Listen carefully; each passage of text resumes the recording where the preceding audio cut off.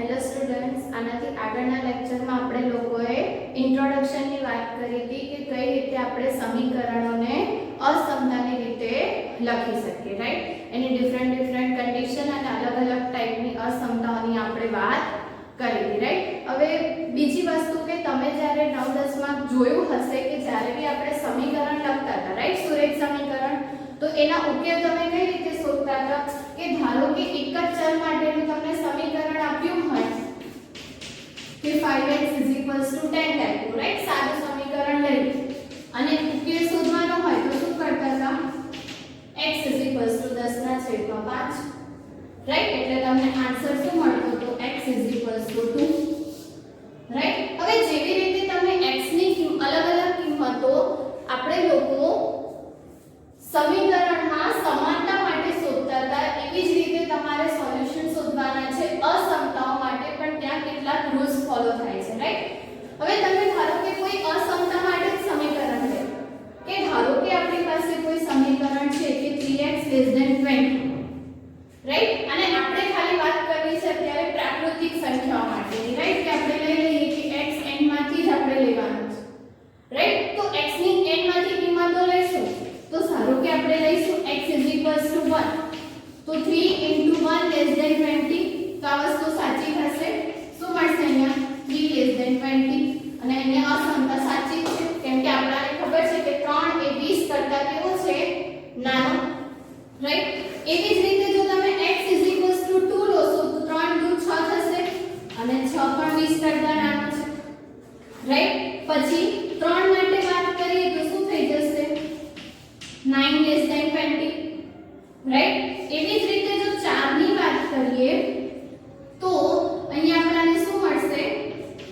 12, એ બી સાચું છે, રાઈટ? 5 લેશો તો બી તમને સાચું મળશે. શું થશે? 15 <20.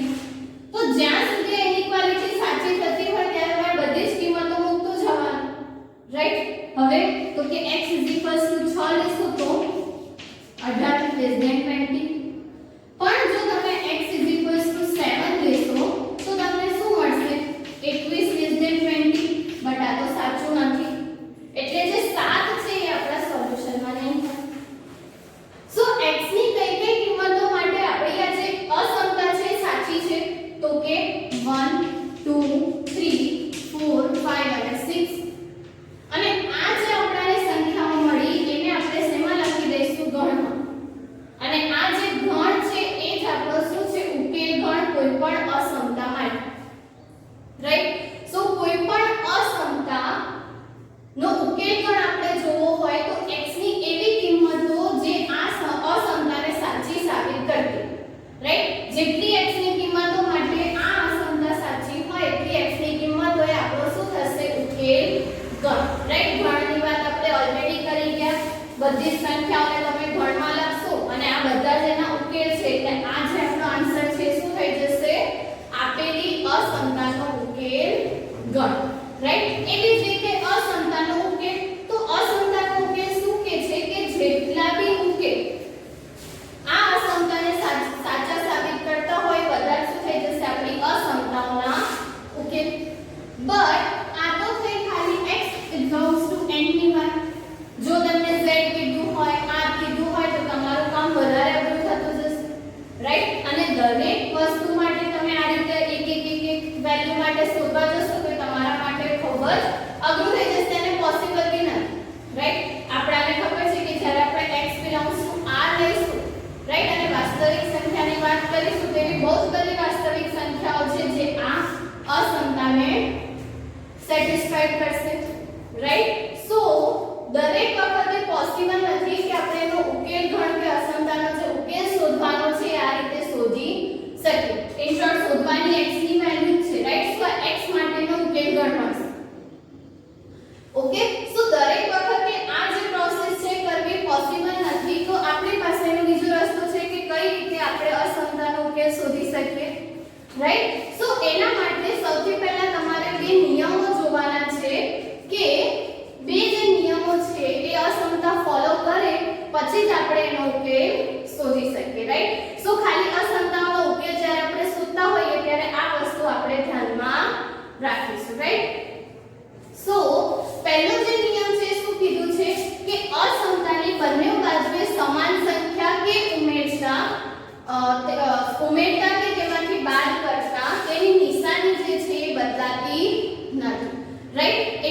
અસમતામાં જો લેસ ધેન હોય તો એ લેસ ધેન જ રહેશે, ગ્રેટર ધેન હોય તો એ ગ્રેટર ધેન જ રહેશે, રાઈટ? એટલે કે કેવા શું માંગે છે કે તમારી પાસે આવી કોઈ અસમતાઓ છે 2x + 5 લેસ ધેન 30, રાઈટ? અને તમે શોધવા માંગો છો ખાલી x ની કિંમત, રાઈટ? આપણે તો x ની કિંમત માટે જ વર્ક કરવાનો છે, રાઈટ? તો જ્યારે આપણે x ની કિંમત શોધીશું તો આ 5 છે એ આપણને નડશે, રાઈટ? કે +5 છે તો એનું કંઈક તો કરવું પડશે. તો ત્યાં આપણે શું કરીશું? બંને બાજુ 5 માઈનસ કરીશું, રાઈટ? એટલે અહીંયા શું થશે? 2x લેસ ધેન આ +5 અને -5 કેન્સલ થઈ જશે.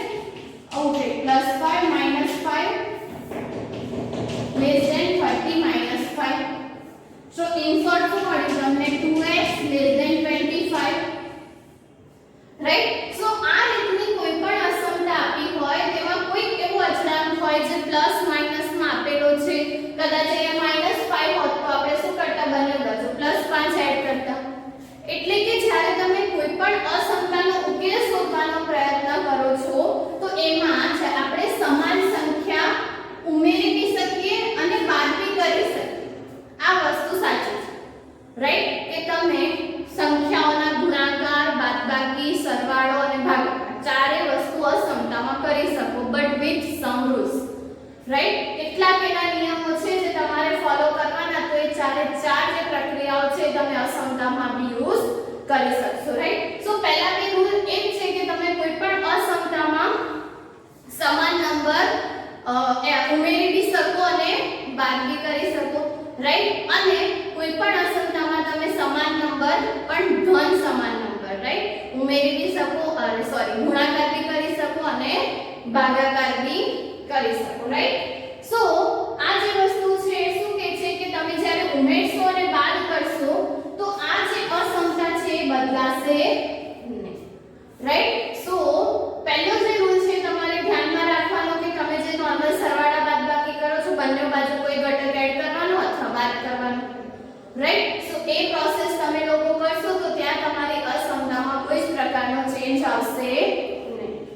બટ તમારે નેક્સ્ટ જે નિયમ છે ખાસ ધ્યાનમાં રાખવાનો છે કે જ્યારે તમે અસમતાની બંને બાજુ કોઈ પણ ધન સંખ્યા વડે ગુણાકાર કે ભાગાકાર કરી શકો અને જો તમે કરો તો ત્યાં તમારી અસમતા નહીં બદલાય, રાઈટ? કે અહીંયા આપણે હવે શું છે x ની કિંમત શોધવી છે તો 2 વડે ભાગાકાર કરવો પડશે.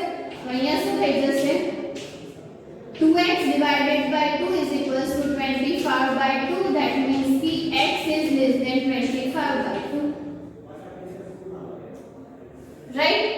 So આપણે છે ને કોઈ પણ ધન સંખ્યા વડે ગુણાકાર કે ભાગાકાર કરીએ તો બી આ જે અસમતા છે એ નહીં બને, રાઈટ? સો આ રીતે આપણું સોલ્યુશન ધીરે ધીરે આગળ વધશે અને આપણે ધન સંખ્યા વડે ગુણાકાર કે ભાગાકાર કર્યો તો શું મળ્યું? x is less than 25/2. એટલે કે આપણે એવું કહી શકીએ કે x ની જે વેલ્યુ છે એ 12.5 કરતા નાની હશે, રાઈટ? અને 12.5 કરતા નાની હોય અને તમને અલગ અલગ ગણ કીધા હોય કે ધારો કે અહીંયા તમને કીધું છે ખાલી પ્રાકૃતિક સંખ્યા માટે, તો પ્રાકૃતિક સંખ્યા માટે આ કઈ રીતે વર્ક કરશે? તો કે 1 થી કરીને 11 એ આના સોલ્યુશનમાં આવશે. સોરી 1 થી કરીને 12, કેમ કે 12.5 થી નાના પ્રાકૃતિક સંખ્યા લેવાની છે. તો આપણો ઉકેલ ગણ ત્યાં શું થઈ જશે? 1 2 3 4 થી કરીને 12, રાઈટ? સો આ રીતે આપણે સમીકરણના ઉકેલની વાત કરી શકીએ. બટ જે વસ્તુ તમારે ધ્યાનમાં રાખવાની છે શું છે કે તમે બંને બાજુએ જ્યારે ઋણ સંખ્યા વડે ગુણાકાર કે ભાગાકાર કરશો ત્યારે અસમતાની નિશાની જે છે એ ઉલટાઈ જાય છે, રાઈટ? કે ક્યાંય બી તમને આપણાને ખબર છે કે તમે જ્યારે સોલ્યુશન બી લખશો કોઈ પણ સમીકરણ, રાઈટ? સો તમને કીધું હોય -5x =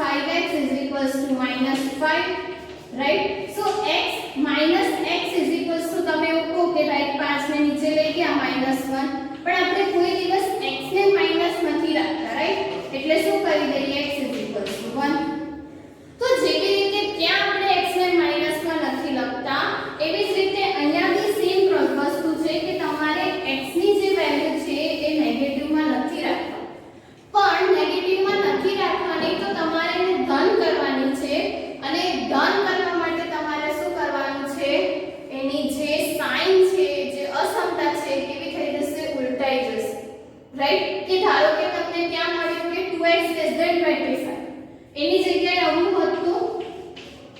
2x less than 25 તો આપણે -2 થી ડિવાઈડ કરવું પડતું ને બીકોઝ આપણાને ખબર છે કે x ની વેલ્યુ આપણે નેગેટિવ માં નથી લખતા સો આ શું થઈ જશે -2x divided by -2 હવે માઈનસ થી ડિવાઈડ કર્યું છે એટલે ત્યાં શું થશે અસમતા ઉલટાઈ જશે લેસ ધેન છે તો અહીંયા ગ્રેટર ધેન આવી જશે અને અહીંયા -25/2 અને હવે આ -2 કટ થશે એટલે ઉકેલ શું મળશે x is greater than -25/2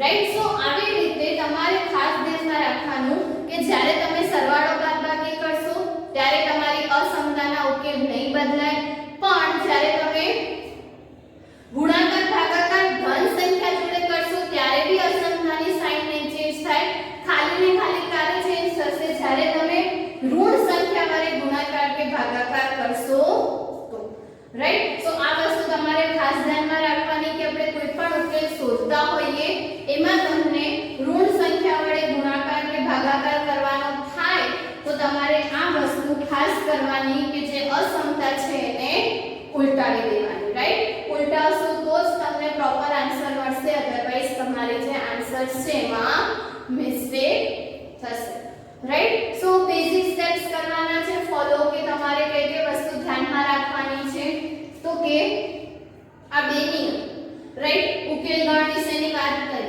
હવે ઓબ્વિયસલી અહીંયા ઇક્વાલિટી નથી એટલે તમને એક સોલ્યુશન મળશે તો પોસિબલ જ નથી બહુ રેર કેસ એવા હશે જેમાં તમારે ખાલી એક જ સોલ્યુશન માટે વાત કરવાની હશે નોર્મલી આપણાને બહુ જ બધા સોલ્યુશન્સ મળશે કે અહીંયા બી આપણે જોયું કે x ની ઘણી બધી કિંમતો માટે આ જે અસમતા છે એ સાચી છે એવી રીતે r ની બી વાત કરી કે r ની ઘણી બધી કિંમતો માટે અસમતા સાચી છે રાઈટ સો જ્યારે r માટે તમારે સોલ્યુશન્સ લખવાના હોય એટલે કે r માટે તમને કીધું હોય કે વાસ્તવિક સંખ્યાઓ માટે ઉકેલ ગણ લખો તો ત્યાં આપણે શેનો ઉપયોગ કરીશું તો એ વસ્તુ તમારે ખાસ ધ્યાનમાં રાખવાની છે કે આપણે ઓલરેડી ફર્સ્ટ ચેપ્ટરમાં r ના અંતરાલો વિશે વાત કરી છે રાઈટ કે r ને આપણે અલગ અલગ અંતરાલમાં લખી શકીએ મેઈન શું હતું કે આખા r ને આપણે દર્શાવવું હોય તો -∞ થી ∞ પછી ધન માટે 0 થી ∞ અને ઋણ માટે -∞ to 0 આવા ત્રણ પાર્ટ હતા કે આપણે કોઈ પણ r ના ઉકેલને આ રીતે લખી શકીએ રાઈટ એનો મતલબ શું થતો હતો કે આપણે લખતા હતા કે અંતરાલ 2 થી 5 ધારો રાઈટ 2 to 5 આવું કંઈક હતું અને એને જ્યારે સંખ્યા રેખા પર દર્શાવવાનું થતું હતું તો આ આપણું 2 આ 5 રાઈટ સો 2 ક્લોઝ હતું એટલે આ પોઈન્ટ આપણે ઇન્ક્લુડ કરતા હતા નતા કરતા અને આ જે બધું ઉકેલ ગણાની અંદર આવી આવો જ કંઈક મતલબ થતો હતો ને એનો કે 2 થી 5 વચ્ચેના જેટલા બી વાસ્તવિક સંખ્યા છે એ બધા જ આ અંતરાલની અંદર ઇન્ક્લુડ છે રાઈટ સો જ્યારે આપણે r ની વાત કરીએ તો બી આ જ વસ્તુ થઈ ઓકે અહીંયા આપણને મળ્યું કે x is less than 25/2 right એટલે કે આપણે શું જોયું કે x ની કિંમત શું મળી આપણને 12.5 કરતા ઓછી રાઈટ સો ધારો કે આપણે કોઈ સંખ્યા રેખા લઈએ r માટે ઓકે સો અહીંયા ક્યાંક તમારું 12.5 હશે આ તમારું પ્લસ ઇન્ફિનિટી આ માઈનસ ઇન્ફિનિટી વાસ્તવિક સંખ્યાઓની વાત છે એટલે સંખ્યા રેખાના એન્ડ શું હશે ઇન્ફિનિટી અને માઈનસ ઇન્ફિનિટી રાઈટ હવે 12.5 થી નાનું એટલે આ બાજુનો પોર્શન આવશે રાઈટ સો તમારે જ્યારે ઉકેલ ગણ લખવો હોય આનો વાસ્તવિક સંખ્યા માટે તો આપણે એને શું લખી શકીએ કે એનો ઉકેલ ગણ શું થશે તો કે અહીંયા માઈનસ ઇન્ફિનિટી થી 12.5 એટલે કે માઈનસ ઇન્ફિનિટી થી કરીને 12.5 વચ્ચે જેટલી બી સંખ્યાઓ છે એ બધી આ જે ઇનઇક્વાલિટી છે એને સાચી સાબિત કરશે એટલે કે આ અસમતા માટે આ બધી જ કિંમતો સાચી છે એટલે કે એનો ઉકેલ છે રાઈટ સો કોઈ પણ તમારે અહીંયા r ના અંતરાલને ખાસ